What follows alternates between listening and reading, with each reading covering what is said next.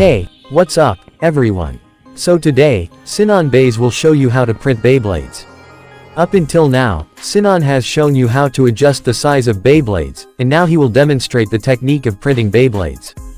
But before that, make sure you have at least watched one video about Beyblade size adjustment because, in this video, Sinan will focus on his technique of printing Beyblades with accurate size. Also, don't forget to check out the Beyblade tutorial playlist on our YouTube channel before watching this video.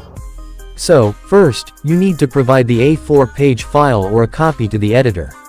Now, if you have any doubts about whether the size of the Beyblades is accurate or not, start by taking a black print of the file. Next, you'll need a Coca-Cola or Sprite bottle cap, or any bottle cap with a similar size if you don't have a Beyblade X launcher prong.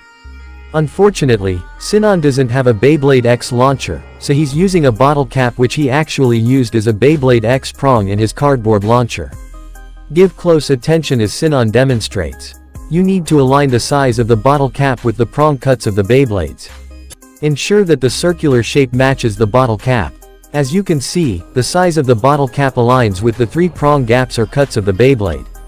However, if the prong gaps still aren't the exact size of the bottle cap, or if the prong gaps are larger than the bottle cap, in that case, ask the editor to reduce the size of the A4 paper or the file. But if the size is too small compared to the bottle cap circle, then increase the size of the file in a computer editing app or Photoshop. Then, try once again to match the circle of the bottle cap with the Beyblade's prong gaps. Now Sinan is satisfied with the size, so he's taking a color print of the Beyblades. Lastly, Sinan is checking once again if the size is accurate or not by comparing it with the size and circle of the bottle cap. Everything looks okay.